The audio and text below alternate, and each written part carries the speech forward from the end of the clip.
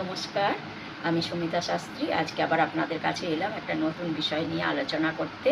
খুবই উপকারী এবং আপনাদের দৈনন্দিন জীবনে এটা অনেক উপকারে দেবে।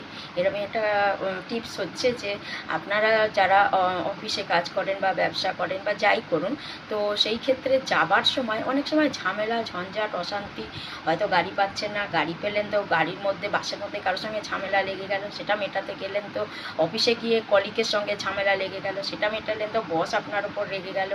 এই যে পরপর একটা না একটা প্রবলেম মানে লেগেই থাকে যাবার সময়।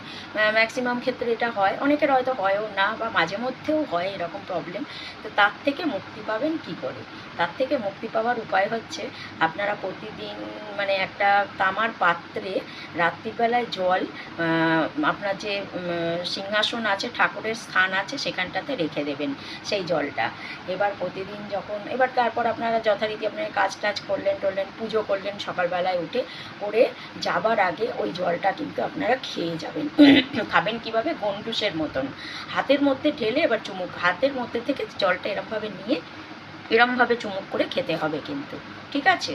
আর তামার পাত্রটাকে এঁটো করবেন না, বাঁ হাতে করে ঢালবেন, তারপর এরম করে নিয়ে আপনারা কিন্তু খাবেন। তা এইটা যদি আপনারা করতে পারেন অন্তত 3 মাস, তাহলে দেখবেন আপনার আর অফিসে যাবার ক্ষেত্রে বা কোনো ভালো শুভ কাজে যাবার ক্ষেত্রে আর ঝামেলা ঝঞ্ঝাট কিছুই হচ্ছে না, মানে সুস্থ মস্তিষ্কে আপনারা যেতে পারছেন। তো আপনারা এটা করুন, ভালো থাকুন, সুস্থ থাকুন। আজকের মতো শেষ করছি।